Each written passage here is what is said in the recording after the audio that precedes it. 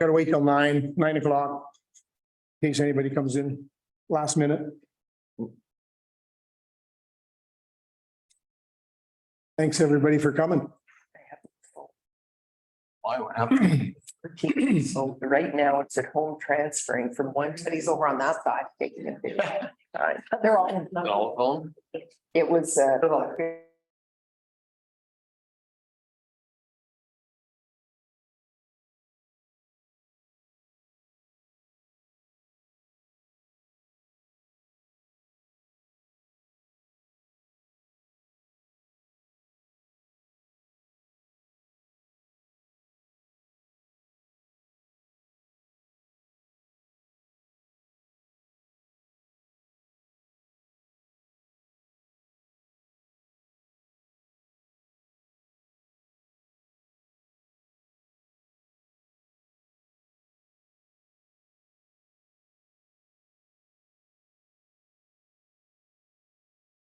Physical buttons will make a big difference. Oh, man. Non-physical buttons. Like it was awesome for that. It was definitely built for you now.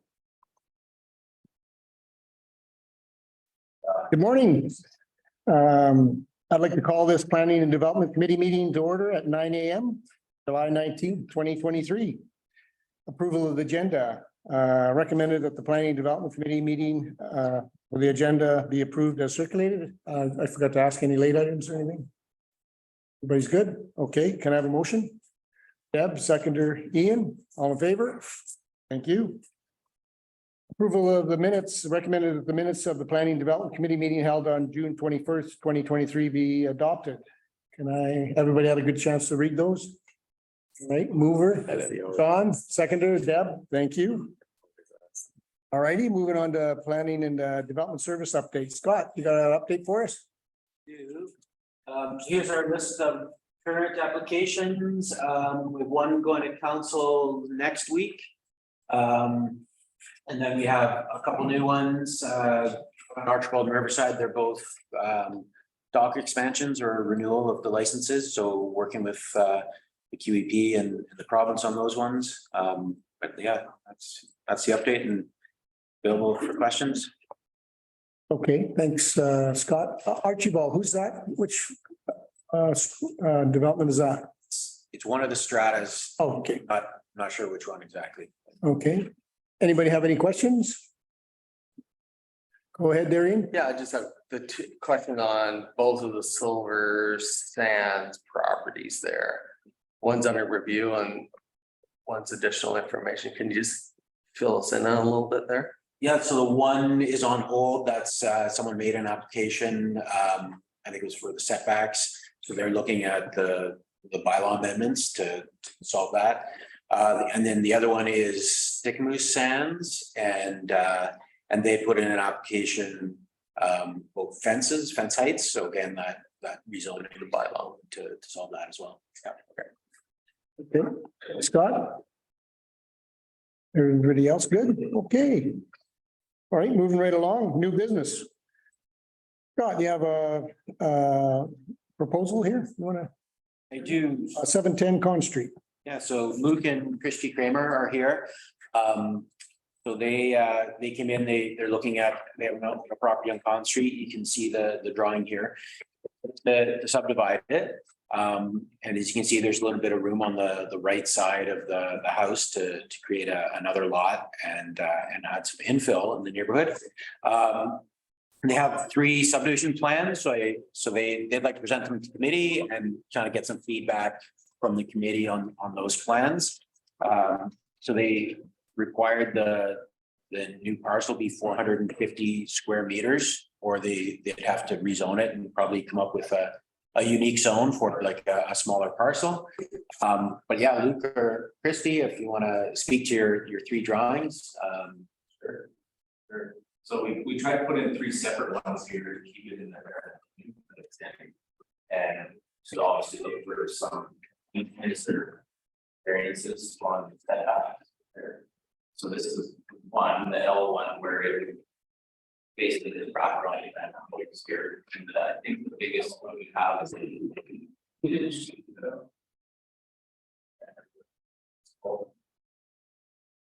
relaxation. Relaxation, and then there would be.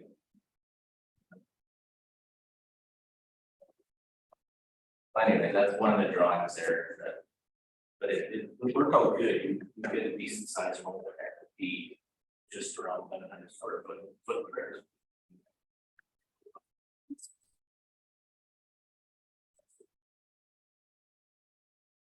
That one is shutting the home to the back of the lot, so that there's more, oh, that's a C shape. Oh, that's the C one now. Yeah, so there's two L-shaped lots, that's C shape. And there comes to be some sort of variance if for parking possible.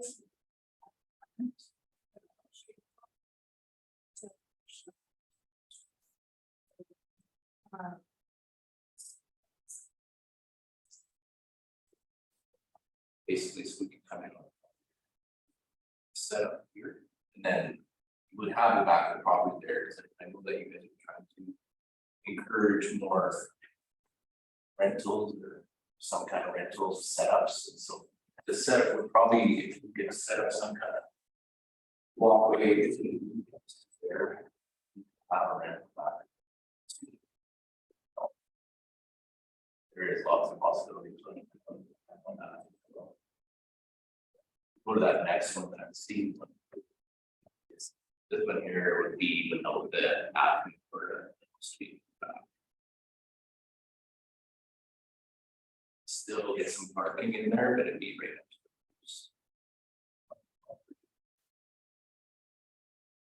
to Okay, the next one, that C one there. That one there, you could get a lot more parking up front. We wouldn't have to. Yeah.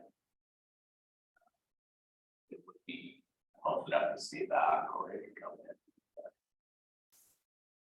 in. Anyways, we could put together some drawings. Go that, that's in that police in. Part one, so you could still get it up 400 square meters. Per pond. okay, So I guess the advice they're looking for is, you know, what would you rather see varied? Like this is the C-shaped lot. Kind of creates two odd shaped lots, the one that would come across here and leave a square lot, that people may understand that a bit better. But then, yeah, they might have to vary the frontage, but then they'd be varying the rear setback as well. So a couple different options. So I think they're looking for advice from the committee on, you know, what would be what variances might be the best for the neighborhood. You know, like what's it like, basically. okay, any questions? Go ahead, Darian. Well, I'm all for additional housing. The only thing I would say would be from me, a concern would just be the off-street parking. That would probably be key, just because snow removal in the winter and things like that. But otherwise, I mean, these lots are now allowed to have up to 4 different units on it, correct, Scott? Yeah. Correct. So it'd just be a matter of what would be the optimal kind of design for that, keeping in mind parking and other things to do with your neighbors. But from my perspective, I think it's just down to the details, and planning department can help you through that. But yeah, no, I think we want to definitely encourage a lot more of this type of development. Yeah, well, the reason they're kind of in spot zoning, some things are coming down the tracks, but where we're at in our stream of time, if we don't want to go through the process of rezoning, so that's why we're trying to do. I don't think you'd have to go through rezoning for this at all. Am I correct on that? Like they're allowed up to 4 different units on that property. Right, and if they wanted to create a smaller lot, say just a rectangle, like a straight rectangle, they won't have enough area, so that they would have to rezone and you'd have to create a new zone. So that's why looking at kind of a couple odd shaped lots, we'll say, and then the variances to accommodate that. Yeah, I would say the variances would be the way to go. Rather than doing a rezoning because of the public hearing aspect of it. So variances would definitely be much quicker. Okay, thanks, Ian. Deb. Yeah, and I agree with Ian. You know, like we want to encourage more density and opening up some more affordable housing because smaller units and that.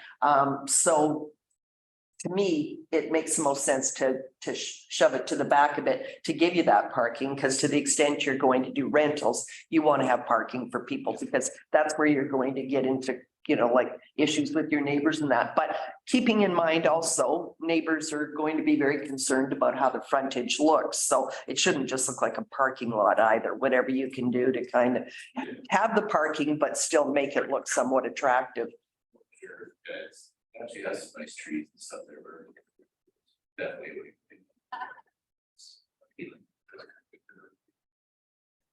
Okay. That's good, Deb. Thank you. John, you got any comments? Yeah, you guys have all three drawings that you guys have done up here. My personal preference was the first one. Does that one work the best with you, Scott, with the layout for everything? I just think that one, keeping the lot shapes works best, but you're looking for advice on which one of these three the Yeah. committee likes the most? We don't want to. Yeah, so what variances would we need for this first particular one? Right, so I think you need to vary the frontage. And then around the home, like existing home and the proposed home, the setbacks, so. Just the setbacks to 1.5, that's the variance from 3, is it? Right, and then the existing home as well, you'd have to vary the setback from that existing home. Because you'd be creating that new parcel line at the back. Okay.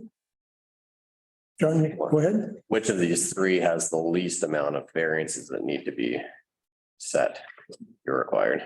I honestly think that's probably the L shape with the proposed house, that's that first one. That first one. Probably, then it has to be. Back. Yeah, this one. That's what I'm referring to, so that has the least amount of variances, but at least amount of parking. Good with that done? Yeah. Okay, go ahead, Irene. Yeah, just so you know the process, this would come to Planning and Development's committee, but it would have to be council that would vote on variances. So it'd go to the full council and the council has the ability to grant or not grant the variances. So, I mean, the committee doesn't speak to council. I mean, it recommends the council, but I just want you to know that any of those variances that go, the council would have to vote for it. I mean, most of the time it's okay, but that's obviously not guaranteed. So I think the key will be to have obviously your neighbors support on the development of variances, because if they show up to council and say, hey, I don't like this, that's going to play into it as well. So, yeah, and my sense would be for your neighbors, parking would be the issue. Just to give you, a sense of what we've seen before. But that being said, council is very, I think, pro housing development and making sure we have more housing in the community. So, I think it's well worth your time to pursue. Okay, thanks, Ian. Everybody else good? Yeah, my preference is the first one as well. So it gives you lots of parking. And I can't speak on behalf of council, but everybody's looking for more housing, and hopefully it's long-term housing and or long-term rentals. But yeah, so that's what I prefer. Okay, that's good, Scott. Yep. All right, you got some marching orders and you'll be able to come back to council and we'll hopefully pass this quickly. All right, thank you. Moving right along. Item B, Old Town Road West Phase Development Agreement 22-329 SUB sub. I'll read the recommendation, then we'll go into discussion with Scott. The Planning and Development Committee recommend council give first and second readings to phase development agreement bylaw number 1047 2023 to enter into a phase development agreement with SCG Investments Limited for the subdivision and development of District Lot 529, Kamloops Division Yale District Plan KAP 82686 and District Lot 528, Kamloops Division Yale District Accept Plans KAP 77073 and KAP 82686. Scott, want to take it away or are you going to have Kelly? Thanks, Kelly. Send the torch to me. Okay, so this is an exciting development for the district of Sycamoose. And it's been going on for a while. So this originally started back in 2006. Where the land was originally subdivided into two larger lots. So see where this dotted line is? So this is a big lot up here, and then this is a big lot down here, and then there's the marina. So since 2006, the marina has been developed. Some infrastructure has been put in. We've accepted that infrastructure back in 2013. And we have been working with a proponent. I've got Gary, who represents SCG Investments Limited, who owns the land. We've been working with Gary on the subdivision of these two larger lots into smaller lots. So in this phase development agreement, we're subdividing the two into 6. And we are doing not only that, but we're considering a phase development agreement. So a phase development agreement is between a local government and a landowner, and it helps certainty for the developer as well as the local government through the build out of a multi-phase development project. So this phases is one is the sub, because this creates a lot of density for the district of Sycamoose. We're creating 3 phases, one which is the subdivision into 6 parcels, and then the other is the development of 6 and 6A into an RV strata lot of 300 and about 89. And then the developments of lot 1 and lot 2. So those are the 3 phases. Nothing else is considered in this phase development agreement. And so it's just the agreement identifies specific zoning and subdivision servicing provisions that will apply to particular phases and or areas of the development. And we're allowed to do this under section 516 of the Local Government Act, and it has to be done via bylaw. So that's why it's in a bylaw, and there needs to be a public hearing afterwards and then adoption. So that's the process of a phase development agreement. So like I said already, see if there's any. So this whole, this is approximately 80 hectares. It's just over 80 hectares. So it's a very large parcel of land. And this was approved back in 2006, about 1,100 units of density back in 2006. The density for this will change because of the RV site, but that's just a little background. Okay, so the 3 phases is phase 1 is the creation of the 6 lots, which is, I know the numbering is a bit funny, but it is what it is. 1, creation of lot 1, lot 2, lot 5, lot 6, and lot 6A, and then lot 3, which is just the remainder. So that's that other big piece here. This parcel here is connected to this parcel, but it's going to be subdivided off and dedicated as parkland. That'll be part of the parkland piece. So that's phase 1 of the development. And so what the this table is a schedule to the agreement, and it outlines who's doing what and when. So the things that are in here are things that have been identified to be completed either in the preliminary layout review, which is the subdivision that the approving officer does, or the engineering and servicing report, which is the requirements and the upgrade. So this is basically taking all those different things and identifying what phase each of them needs to be done.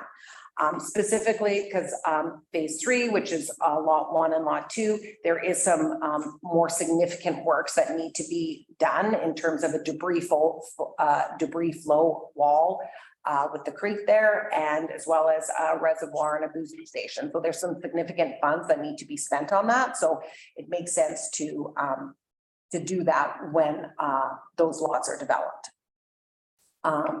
So I'm not going to go through everything in detail. This, if you have questions in terms of what's getting done in each phase, feel free to ask. I'm just going to go through this and then we can shoot out questions. So phase 1 is the 6 parcels, development of lot 6 and or lot 6A, and then the development of lot 1 and 2.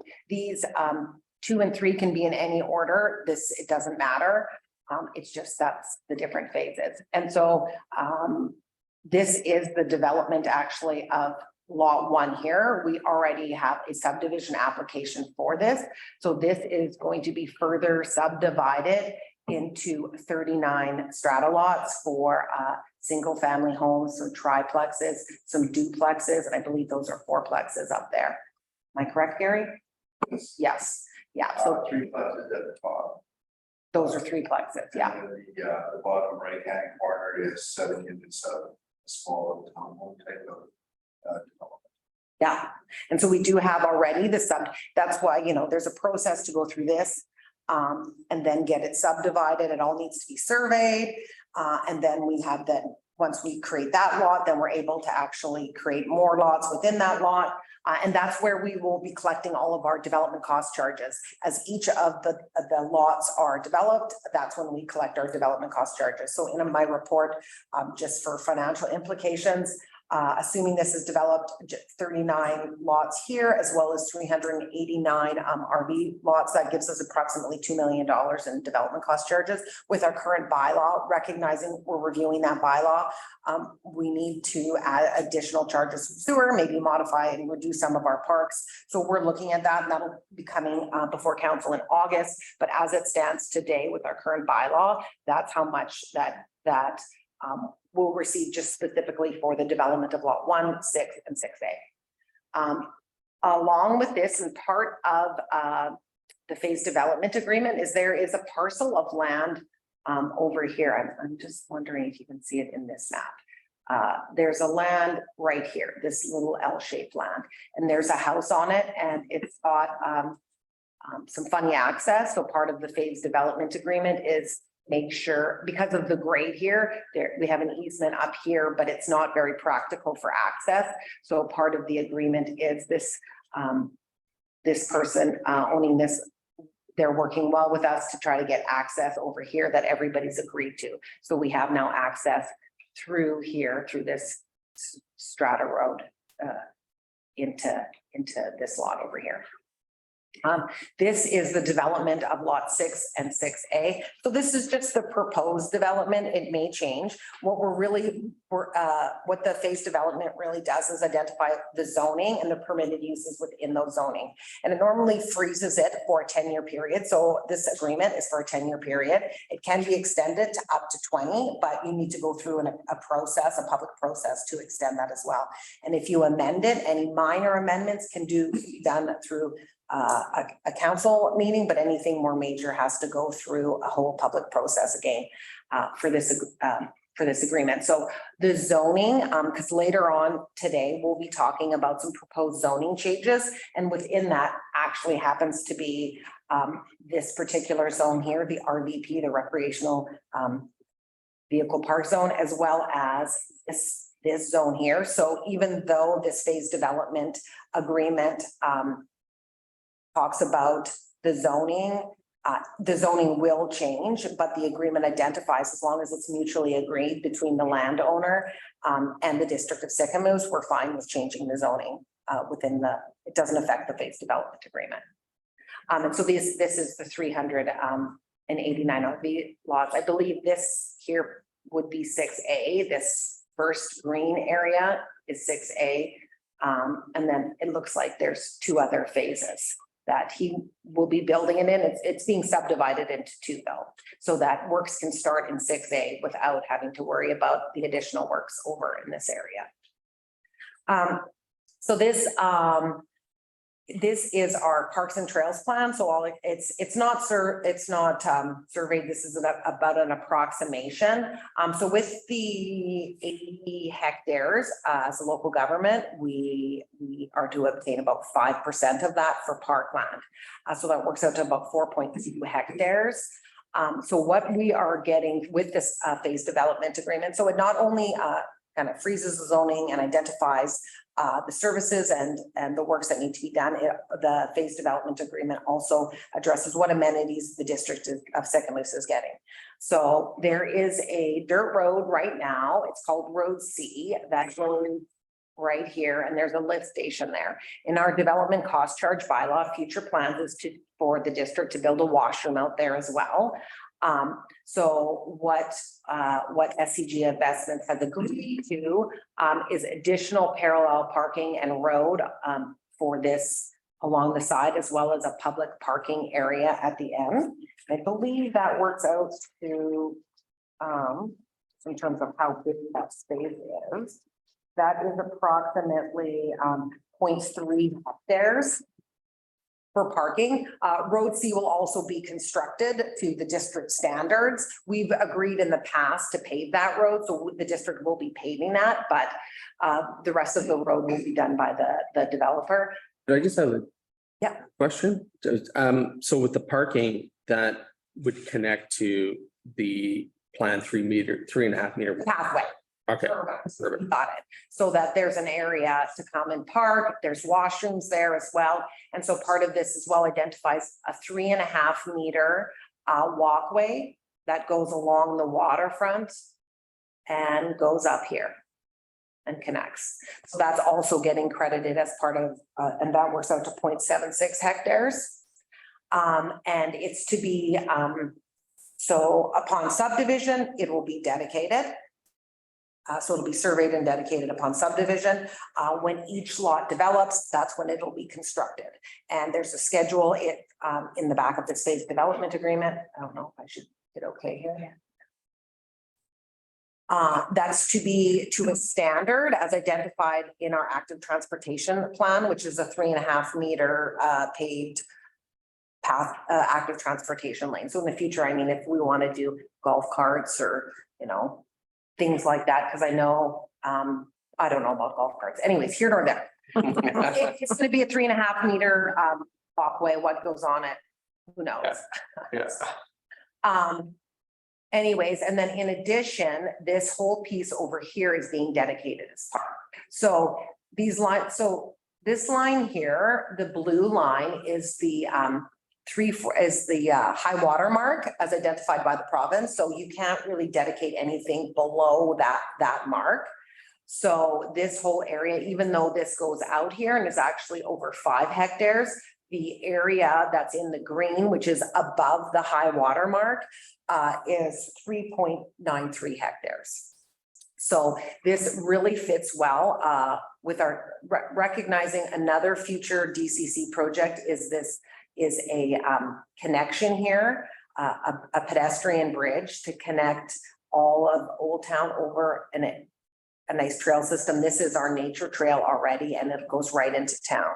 So I think this aligns nicely with connectivity, our active transportation plan, and getting all this density into our town center really quick, right? So I think that's a real win for us. The total, so we're getting more, so we need 4.2. I believe this works out to 4.9 or 4.8, so it's more, but it's also, yeah, definitely. If you see the little pink area there, it's on lot 6. That's an area that is being compensated for so that it can be developed. So we added that to the plan as well. And historically, we had to complete the EA, which was an environmental assessment for the entire development that was submitted to and accepted by the Department of Fisheries and Oceans. And there was a small amount of compensation from some of the original work that was done up by the marina, and that's included. So we just wanted to make sure nothing fell between the cracks or so. Great. Thanks, Gary. Yeah, and really the point of this agreement, I mean, this has been on the books since 2006, is to make sure that there's clarity for everybody as this gets developed. So we're trying to make things as clear as possible. Yeah, I'm just trying to see if there's anything else. Okay. No, other things that are not here that are pointed out, just things of note, is that we are going to get in this agreement, we've identified to get a $25,000 contribution towards assessing our water and wastewater in terms of capacity and all that kind of good stuff. We're not requiring a traffic impact assessment. MOTI doesn't require it. We recognize that intersection there can get a bit hairy, especially with the Walmart trucks thrown there, but It's felt that, we're working with MOPI to try to figure out what that highway corridor plan is, and they need to work with us on that. So we're not going to push it back on them to do.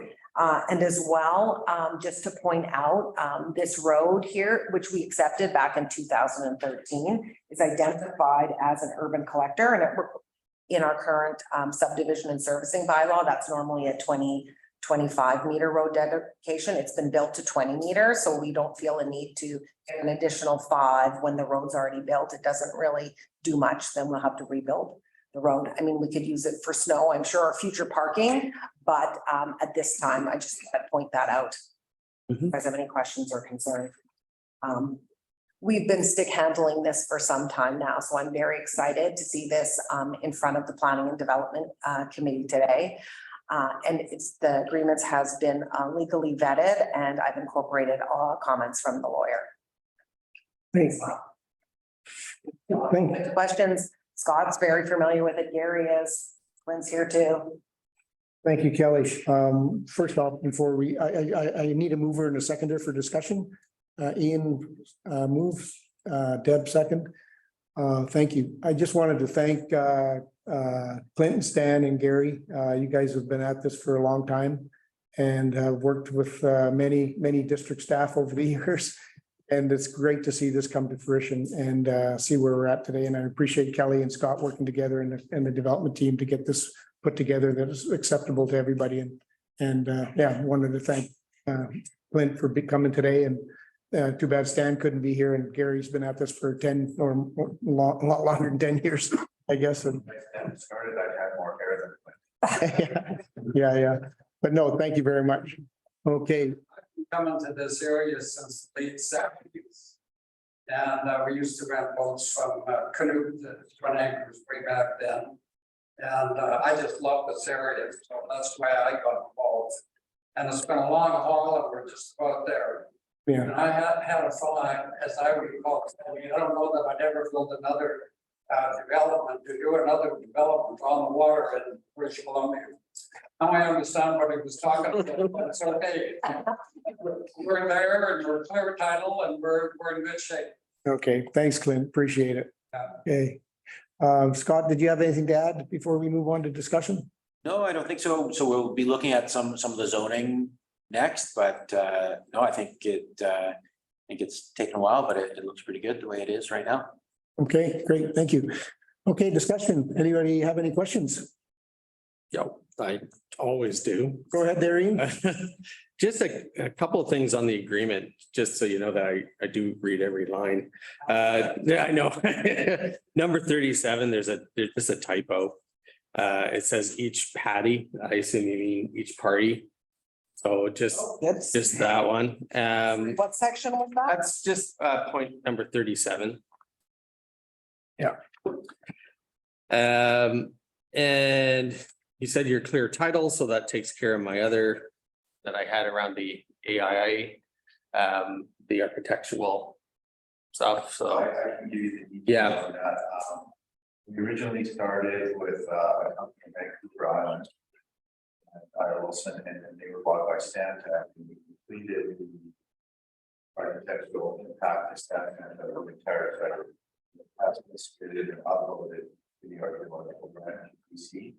And now anything that happens on any parcel that's impacted by anything in that report, any applicant in the future will have to make an application for an alteration permit. That's just all been all finalized. Took a long time to get that finalized. I don't know if it was related to COVID or. Gary? and that's, sorry, just one other thing, but I can't quite remember, but no, I'm incredibly supportive of this. I think this is one of the last, well, this is the last remaining large tract property that we have to develop in Sycamoose. I like the plans. It's a good combination. I think the town would greatly benefit from the amenities that we are getting. I find it really exciting that we could connect Old Town Bay eventually all the way into a walkway that we have planned down to the channel. I think that's really exciting stuff for the community. There's very few times that you get developments and things like this where you can see it all come together in a very strategic way, and that how that's going to impact on the town in a positive way. And I went through every single bit of this when I got it, and I'm very impressed and very happy. And me being a businessman, I'm also very impressed with your determination because it takes a lot and it's a lot of risk, right? And my hat off to you guys, because it's been you certainly have capital invested in this. You certainly have time and risk, and I will do everything I can to help this along and be a champion for it, because I think this is a really great move for the town. Thank you.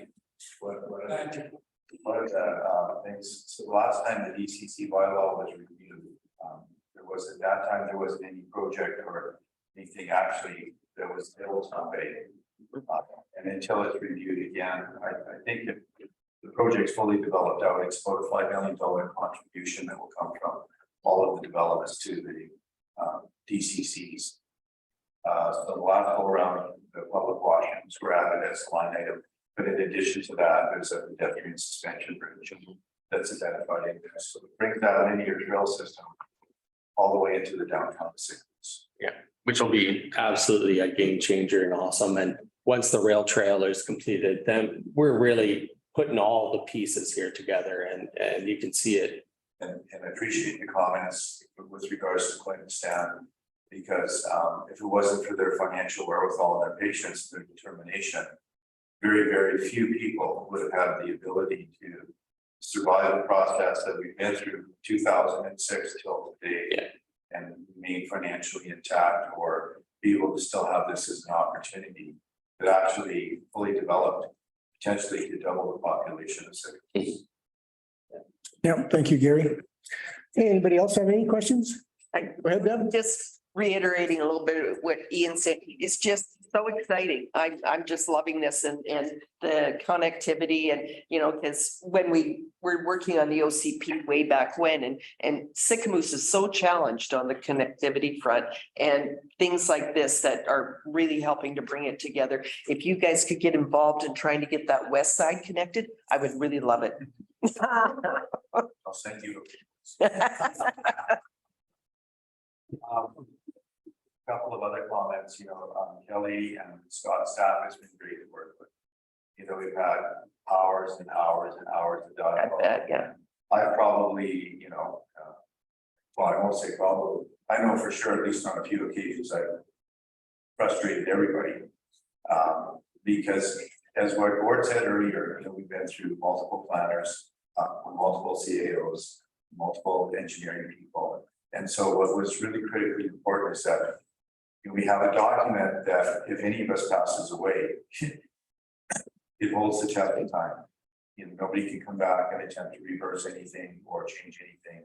It's all laid out in agreement to all parties. So it's been really, as somebody, I don't know, I don't think I was here in 2006, but maybe 07, 08. Oh, yeah, it was close. So I've been back at cleanup for a long time. And this is the best experience I've had in all of that time to get into this type of an agreement and really address everything forward. So thank you. Thank you, Gary. John, you're good? You got anything? Good, no, I like that it's actual agreement, like you're saying, if there's a problem, it's all laid out, set in place. No matter who is your successors or whatever in this project, it's gonna go ahead. That's excellent. I like that. Excellent. Okay, I'll just close by saying, I'm a big supporter of this, and I would like to see it happen sooner than later for sure. And thank you very much for, the test of time here. You've been at it for a while, Clint and Gary, and we really support you and want this to go ahead. And I hope council will move this forward on first and second reading next meeting. So I have a mover and I have a seconder. I'm going to call the question. All those in favor of passing this on? Unanimous. Thank you very much. Appreciate it. Okay. Item C, District of Sycamoose zoning bylaw amendment number 1044, 2023. Scott, you want to take this away before I read the recommendation? I can. So, staff's recommending that bylaw 1044 receive first and second reading. This is kind of like a housekeeping amendment. So the first one for bylaw 1000 that was adopted in January. And yeah, so staff's bringing this forward to fix some of the issues we've seen and then to address the rail trail zoning as well. So. Okay, I'll read the recommendation that the Planning and Development Committee recommend to the District of Sycamoose Council give the District of Sycamoose zoning amendment bylaw number 1044 first and second reading. Do I have a mover? Deb, seconder, John, thank you. Discussion. Okay, anybody have any questions? Where are we? 1044. Just we go through the Yeah, go ahead, Scott. expectation.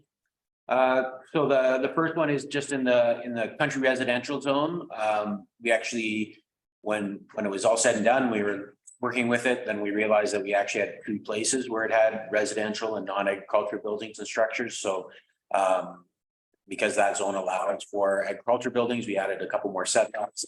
So in the country residential zone, we're just recommending renumbering this chart or this table and then getting rid of the second reference to the residential uses and non-agricultural zones.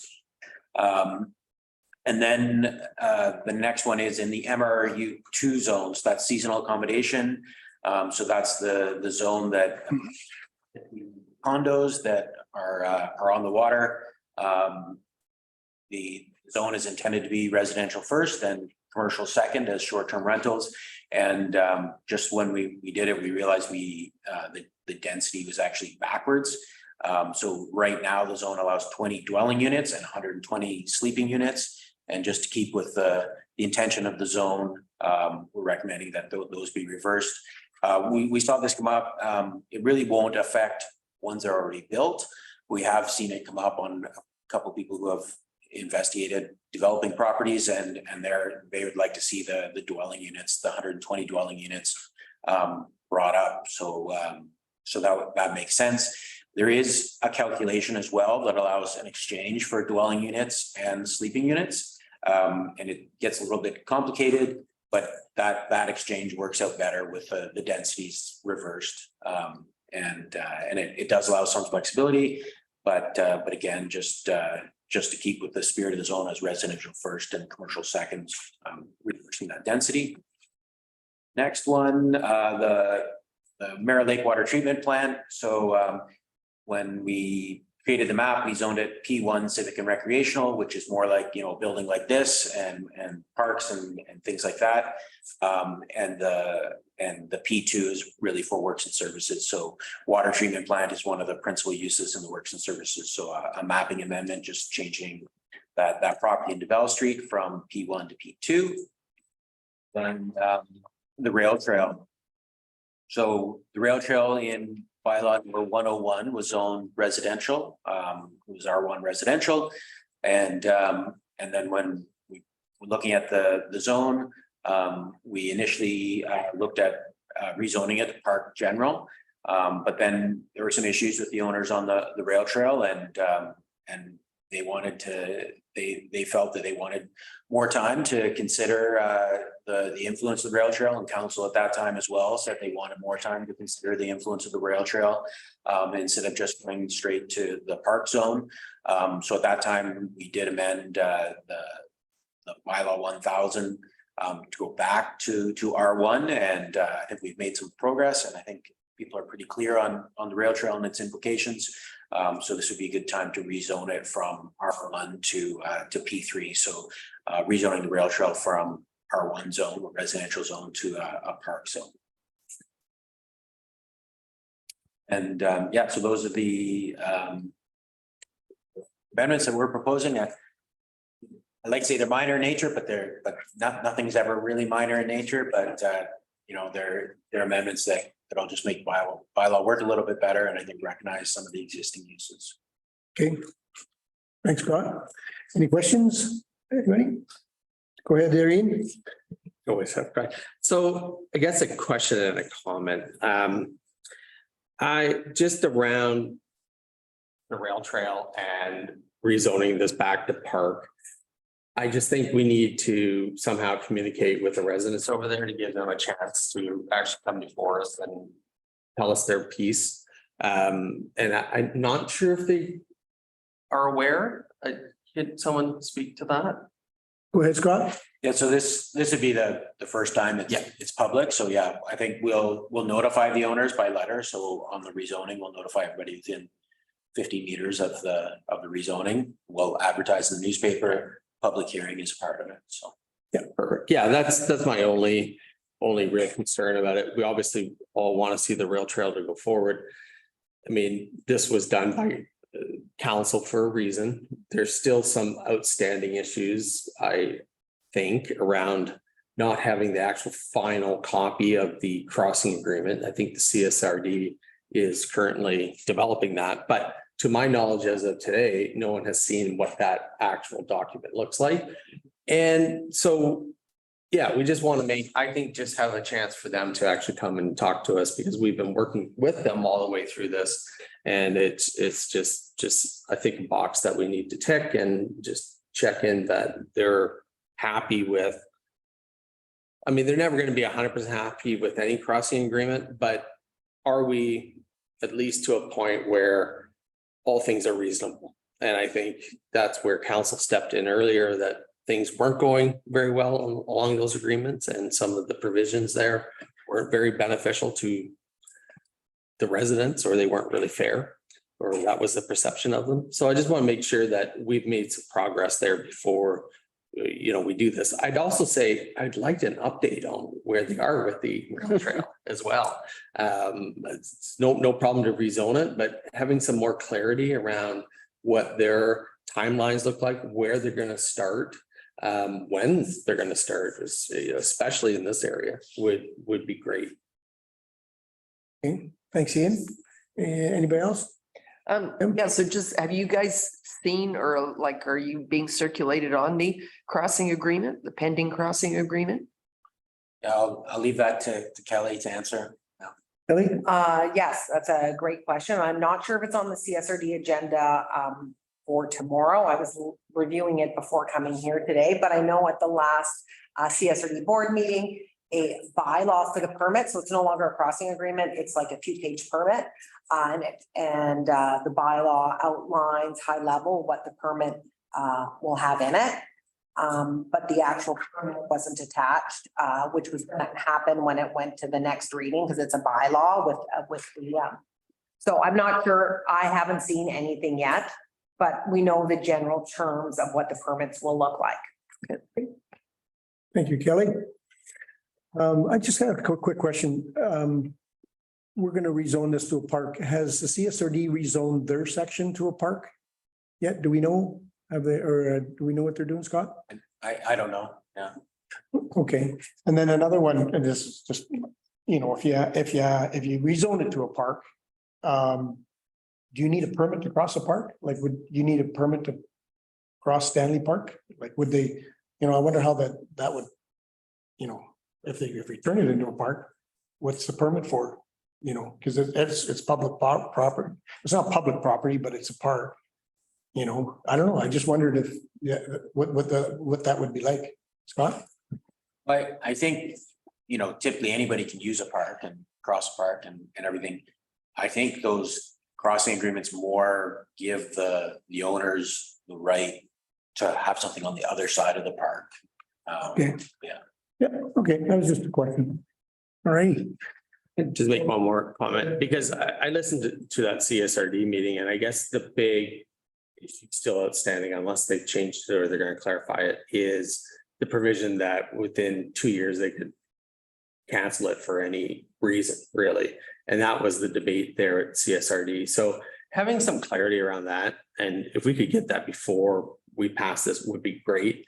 I personally found that provision a little harsh. Like, I mean, why would you say for no reason? It doesn't personally make much sense to me, and I could see how that would actually get people's suspicion up. Like, what are you going to do? Having these sort of agreements provide clarity, or is frankly the best way forward, in my opinion. And saying, hey, carte blanche, I can do whatever I want, I just have to give you 2 years, is generally not going to get people getting into that comfort zone. And I know that was expressed at CSRD. I also feel that same way. And I don't see why they would need that provision. If they had a reason they needed to do that, so be it, state it. It's obviously something they control and they can do. But, at least have something to back up why you would go to that level where you would deprive existing dock owners of those docks, because that would be the implication of it, right? And that's a pretty serious thing for these owners. So I can see why there's going to be some concerns around that. Anyways. Okay, thanks, Ian. Anybody else? Okay, we'll get this moving to council so they can, we can move it forward to first and second reading. I'm going to call the question. All those in favor? Okay. Carried. All right, moving right along, we're District Sicamous zoning bylaw number 1045, 2023. Recommended that the Planning and Development Committee recommend that the District Sicamous Council give District Sicamous zoning bylaw amendment number 1045 first and second reading.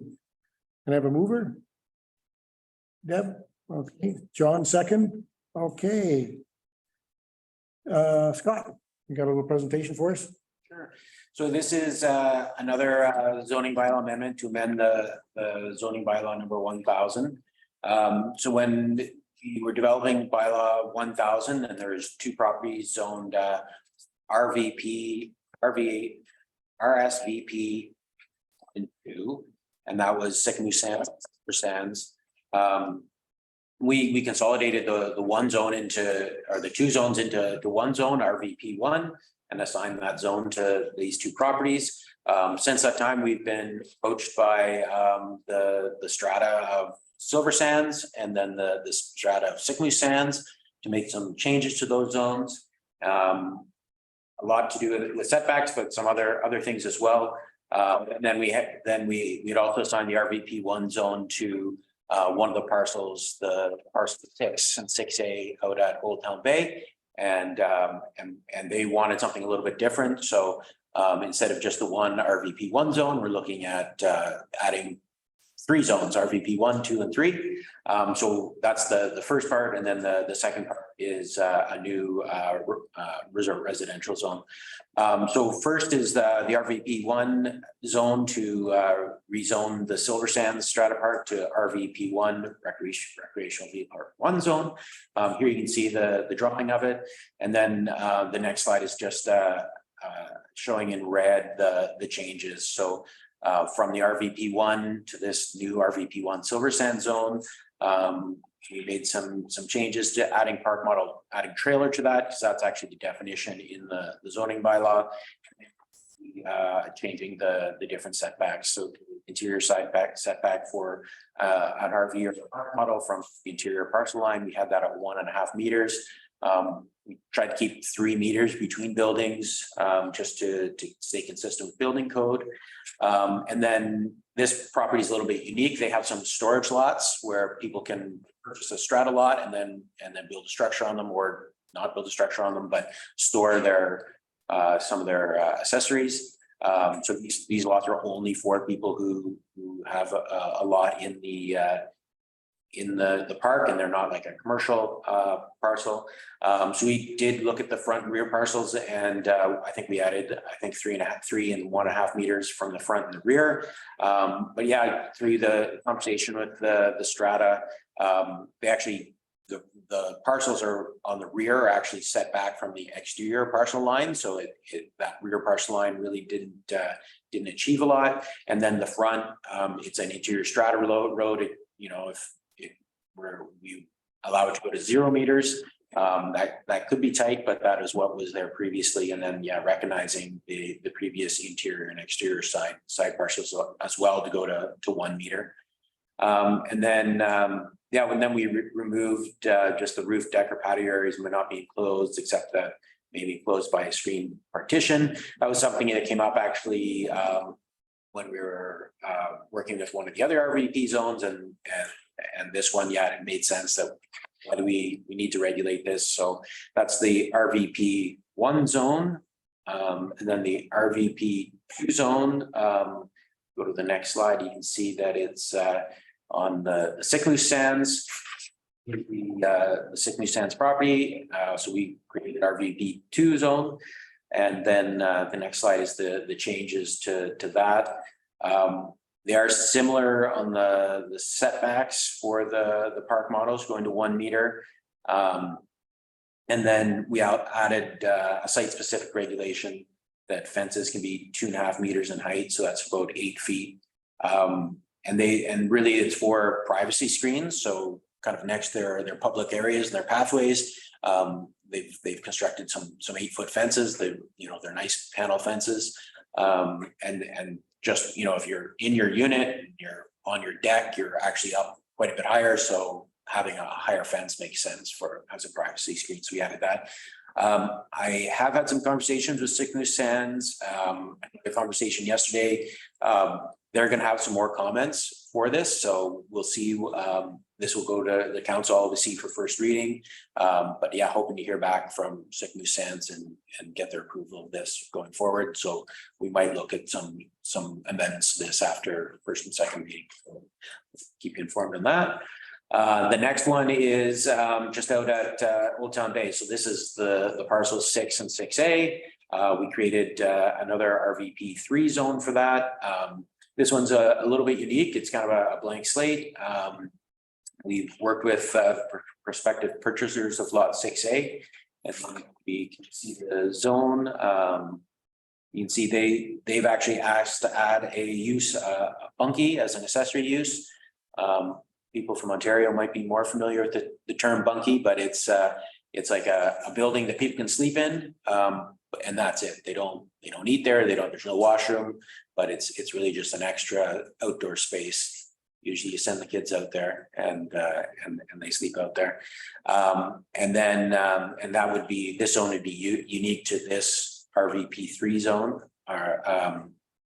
And then they also wanted to add heating established and recreational equipment rental. So in the recreational vehicle strata park is the principal use, about amenities, clubhouses, things like that, pools for people who have a strata lot or who are guests. And they expressed an interest in having a restaurant or some kind of equipment rental because they're going to be down there in Old Town Bay with the pathway and the parks all around them. They're expecting to get people coming out there who are looking to get something to eat or rent some equipment. So they wanted to add that as an accessory use as well. And I think that's the only change. We did up the parcel coverage a tiny bit. I did the math, and we originally had it at 30% as total parcel coverage. And it actually worked out very close to 30%, but yeah, we bumped it up to 50% just to give them a little bit of wiggle room if things don't develop exactly as the plan they provided. And then the last new zone is for the lot 1. So this is tourist accommodation. So we originally zoned it tourist accommodation resort. That would be, the first thing that comes to mind is a hotel. But they did have some options for different forms of tourist accommodation, including cabins, things like that. Working with them on it, they wanted to add a residential component to it. So I think multifamily dwelling was a permitted use in the R5 zone. In the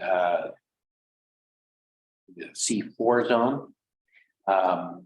So they could build a hotel, multifamily dwelling, that type of use. They were more looking for, I'll call it like a Whistler or a Silver Star type thing, where you have a single-family dwelling, you can rent it out as many days as you want, or you can live in it. So really just giving people the flexibility that they can buy a house and they can make it their permanent home. They could stay there in the summer and rent it out the rest of the year, and then making it available for tourists the rest of the time, perhaps returning to a rental pool or something like that. And if most people are familiar with that, if we have a look at that zone, kind of allows for single unit, 2-unit, multifamily dwelling, which is 3 or more. So they showed some triplexes and 1 4-plex.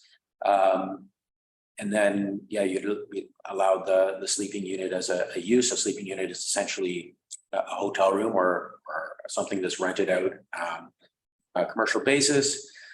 And yeah, I think it's pretty straightforward zone. Other than that, parcel size is 180 square meters. So those are quite small parcel sizes. The frontage is 9 meters. That's also quite small, but we're looking at creating a bare land strata where there'd be narrow lots. Then you'd build a triplex, then you'd have a party wall agreement kind of right on the property line. So the smaller parcels make sense. I think staff's recommending these zones. I think we understand Old Town Bay and how that's going to look, and those zones are appropriate. Then, yeah, working with the two other stratas, the RVP strata lots, just trying to tweak the bylaw to make them work for what's there now and what they want to do in the future. Thank you, Scott. Questions? Anybody have any questions? Go ahead there, Ian. Well, not so much a question. I'm glad that you reached out to Sycamore Sands and they got back to you. And I think the discussions with, Silver Sands, I think we're good. I mean, we have another week to just make sure we look through all this and everything's fine. But I certainly support this going to, to council. I think it's been a lot of hard work trying to make sure all these zones are going to work for everybody. We're basically doing, bespoke zones for all of this, which I don't have a problem because they're all kind of unique zones and they're all unique developments. And I want to, thank everybody who's been involved in getting some of these issues kind of resolved and getting it to the place where it's going to work for, the new development. It's also going to work for the existing developments that we have that have evolved over time, and some of the new regulations that we'll be putting in place don't necessarily work in that context anymore. So, I'm happy where this landed, Mr. Chair. Thanks for all your hard work on this too, because you did a lot. No, thanks. Yeah. We just, yesterday we actually went over to the park and had a good tour with Milo and Terry, sorry. And it was really had our eyes opened up of the different problems that happen in an RV park. And it was really informative. I had a couple questions, Scott, just I wasn't 100% sure. When we get into garden shed sizes, is there a size you can put in the bylaw? Like, I know, because I did have a call from the other strata, one of the person in the other strata, and they're concerned about boxes, and they're now making big cushion boxes. And they're concerned that they might have to have a permit or something. And being that these are stratas and they got their own rules and regulations, is there anything that we can define, like what point do they come for a permit? Do they need a permit for a garden shed, like a plastic garden shed you get from Home Depot? You don't need a building permit for anything less than 10 by 10. So it's 100 square meters in building code. Anything greater than that, unless you have power, people are staying in it, or plumbing, or if it is a hazard. So if hazard, the building official would probably define the hazard, steep slope, that kind of thing. So you don't need a building permit. And one of the issues in Sycamore Sands is kind of it's like almost like it's like a Rubbermaid. It's actually made by Rubbermaid. It's a shed that they come in all different sizes, but some of them are, that look like a salt box that you'd have at the end of your driveway. Some of them are only about 4 feet wide, and I don't know what you put in there. I don't think you can put a lawnmower. I was talking to one person, keeps his wetsuits, hangs his wetsuits up, and has all his equipment in there. So they had a little bit of an issue where people were putting them right at the front of their units on the driveway. So the setbacks do apply to them. So that's one of the questions is this the setbacks, and I guess the question is, a lot of people aren't driving around in Sycamore Sands and looking at what's there. When I was there, you see these big plastic containers or sheds, and you don't really notice them, but I guess if you're there every day and you've lived there for a while and you're going there with your family, they become, I guess they annoy some people. Do we want to regulate those? I'd say probably not. We don't want to regulate those if they're these Rubbermaid containers that are at the front of their property. I think when you get to a 10 by 10 shed that you're putting next to your property, and then you have another 10 by 10 shed right there. I think that's where it becomes an issue when, you're getting more parcel coverage, you're getting, the fire risk is increased. Yeah, so definitely something that St. Louis Sands wants to have a good look at. So they have the zone and just waiting to hear back from them. But yeah, we can create, it's their own unique zone, so we can, exempt those types of structures from setbacks. I don't think I'd want to open it up to 10 by 10 garden sheds just because they are bigger and there is a little more risk with those. Okay, yeah, no, I just, less regulations are like, I mean, they have a strata, it's their own rules, they can, kind of. Look after, they don't want a whole bunch of big sheds out front either and stuff like that. They should be in the back and yeah, they shouldn't plug up access for sure. So I was just curious about that. The other one I had, and the lady called yesterday was about, we're gonna pass this bylaw and now there's a whole bunch of area that's non-conforming, like a whole bunch of stuff non-conforming. Is there gonna be any kind of grandfather clause put in this? I never use the term grandfathering. Yeah, well, yes. It's existing non-conforming, so it exists, you have a right to keep it. But as soon as it's removed or the use is discontinued. Yeah, I think we've tried for the park models, we've tried to recognize and make them also they're all conforming if they've been located as they should have been in bylaw 101. So this should match that. But yeah, there are going to be things that people have built, maybe without permits, maybe they got permits early on and things have changed. But yeah, typically if it exists, it's existing non-conforming, you have some protection. And then, yeah, the idea is to get everybody conforming to the bylaws eventually. But yeah, we're not gonna be out there measuring things right now and going after people to move things. They can continue as they are. Yeah, she was concerned about that, like if we pass the bylaw and then they're non-conforming, that we're gonna go and make them take away part of their building or whatever. Okay. And then I had one other quick question on Old Town Bay. Actually, I had two questions. You don't have an accessory use. Does that RV park not want to put a store in there of like a retail store of any sort? Like, what if they have a little, Talk about that. it has recreational equipment rental? So they could have like a retail store for like traditional tuck shop, I think you call them. They could have one of those for people who live there. They have recreational equipment rental. That's something they wanted,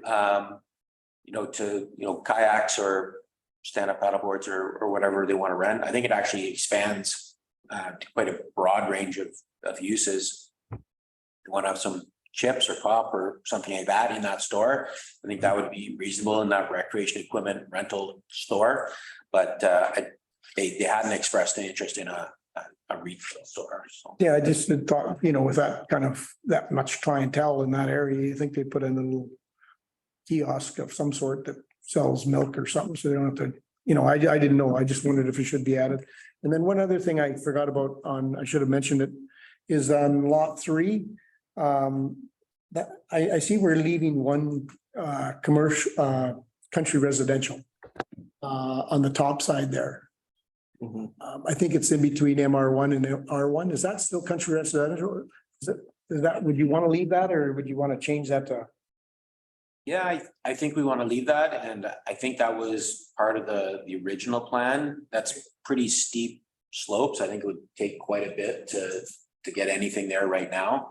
So I'm comfortable with leaving it as country residential, and I think it's appropriate.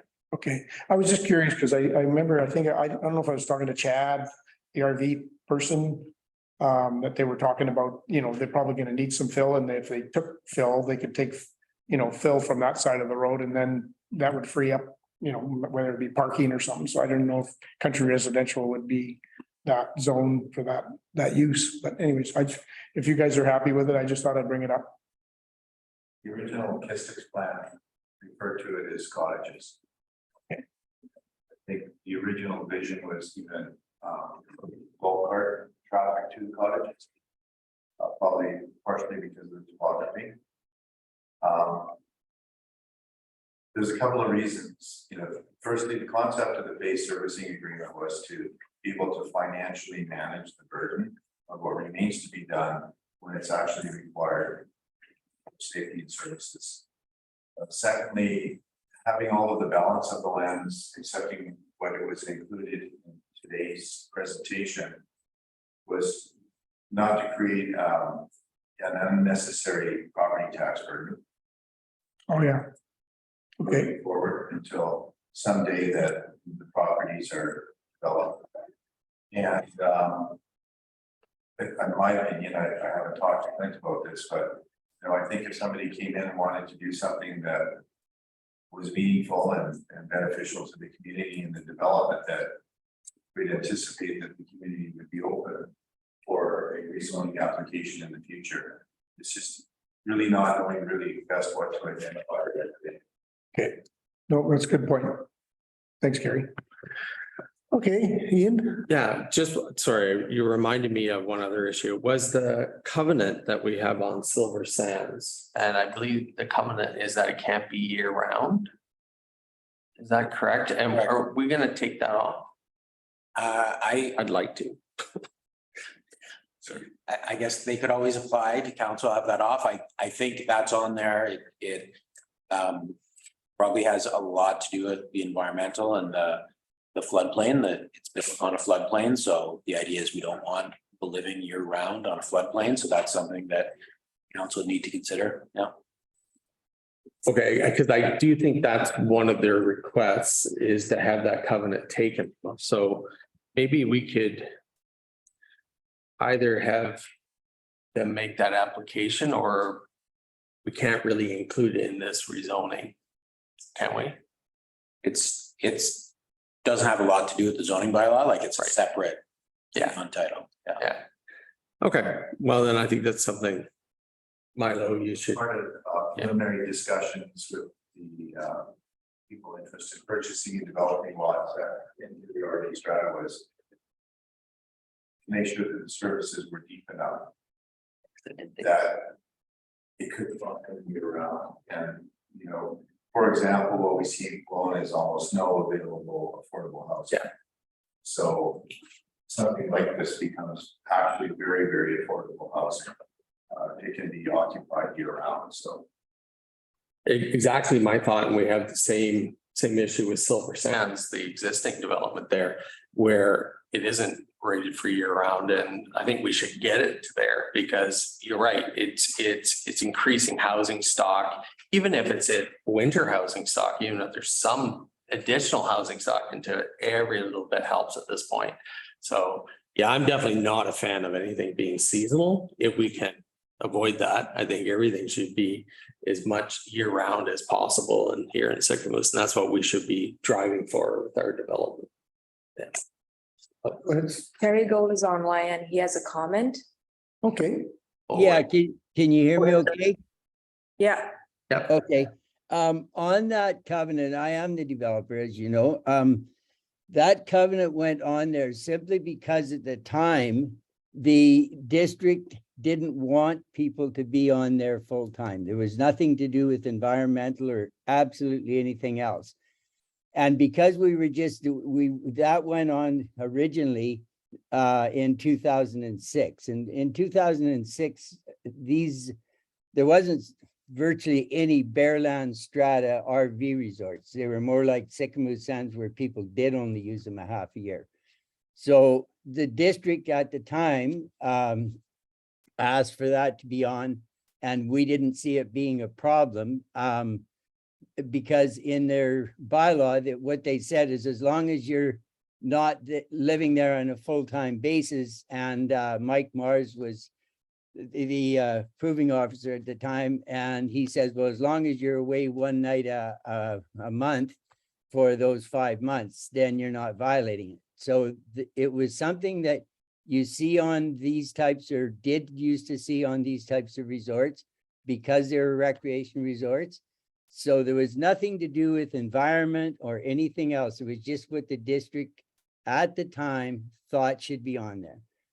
it was put on twice because I did it in 2 phases, and that covenant went on the first phase. And it also, when we did the second phase, we had to put it on, and then we amalgamated the 2 phases. So I've already spoken to Kelly about this and kind of explained that to her, and Gordon and Ian yesterday. But there's no reason for environment or whatever was said that it went on there. It was just kind of because, yeah, it just, like I say, they weren't really known. There was, I knew a little bit about them because we'd done a couple of these down in the Oliver Oselius area, OK Falls, actually. So I knew a bit about them from down there, but they didn't up here. So we just went, fine, it's a recreation. And all our services were put in to service all year. Their deep services engineered. So, yeah. Okay, thanks very much, Terry. Who's keeping track of those people leaving every night or one? Actually, the district has somebody sitting there. I think actually it's Scott sits there and with. There's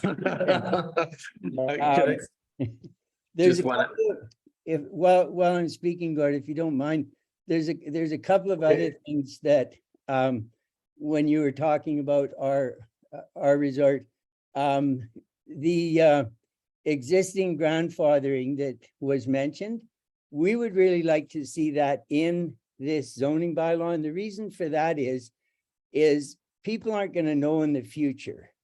People in every one of your positions are going to be changed as time goes on. And if it's in there that there are existing grandfathered sites, otherwise somebody's going to come along and look at this new bylaw and say, well, hold it, you're violating, and virtually, because the district changed our zoning, virtually every place in our resort is non-conforming now because of the setback change. So we would like to see that in there if possible. And the other thing that we noticed that was in the old town was the bunkies, and we would like to see that added into ours. We were told originally that they weren't accepted in the district, and now we see that they are. So if we could have that put in, I think that would be nice. Okay, thanks, Terry. Appreciate that. I kind of was wondering what the bunkie was, and then I did get to read the definition. And actually, you probably have bunkies over there already. No, Gord. Yeah, okay. Okay, well, we'll get this to council. We'll get this to first and second, to council so they can get through the first and second reading, and we'll be mentioning those as well. Ian, you had one more to close? Well, yeah, just to say to Terry and Milo, get that application in, because obviously it'll be a separate process from this. So if you want that covenant off, then maybe work with Kelly and Scott and we'll figure that out. Go from there. Kelly. And I would know probably back in 2006, they didn't have a housing crisis that we did now. So back then, seasonal property, no problem. Now, it's a bit of a problem. So times change and we have to change with them. So I think any housing we can have not labeled as seasonal, the better we are, and everybody else is better, because there's going to be more rental possibilities. Okay, thanks, Ian. Terry, go Kelly, ahead. I'm sorry, Kelly, I sent that in to you as a request. And you'd mentioned you'd moved it on to planning, is that correct? Yes, that's correct. We'll be following up with you, Terry. Okay, cool. Okay, great. Yeah, no, I could see that having it on the bylaw makes a big difference for sales. Like, you still have sales going on there. And if somebody looks at it and says, well, it's seasonal, I don't think I'm gonna, I'm not gonna buy there because it's seasonal. So having that on title could really cause a problem. So, yeah. We just had one of the owners tell us that they had a resale where the buyer walked away simply because of that. Okay, yeah. Go ahead, Scott. So to be clear, people should not be living in park model trailers year round. They're not built for it. They're not designed for it. The CSA standard doesn't allow it. I don't think the British Columbia, I think, has a policy that says they don't want people living year round in recreational vehicles. It's not a solution to a permanent housing crisis, having people live in recreation vehicles. Say Scott, that, that's it. I'm not gonna argue. I'm just gonna say it. It has to be said. Okay, Scott- that's a, go Scott, ahead, Terry. there's not a law against it. There's not a law against living in your coach, in your trailer, in your tent, for that matter. It's not recommended perhaps, or didn't used to be. If you take a look, we'll use TA Structures as an example, because they're in our backyard here. They build all theirs for the winter, and certainly up in the oil fields and whatnot, they're used all the time. So I agree with what Scott says. If you read the literature, they're not necessarily recommended, but there's no law against it. All righty. Thanks, Scott. Thank you, Terry. Thank Much you, guys. appreciated. Much appreciated. All righty. Where am I? I got too many papers here. All right. Anything else on that? Everybody else good with that? All right, I'll have can I have a mover? Well, we already did that. I'll call the question. All those in favor of moving this on to first and second reading? Ian, John, thank you very much. Carried, I guess. Thank you. All right, I guess that's an adjournment. Well, let's recommend that the Planning and Development Committee meeting, July 19th, 2022 be adjourned at 10:20. Mover Ian, seconder Deb. All in favor? Carried. Okay, thank you very much, everybody, for coming. Thank you, everybody online too.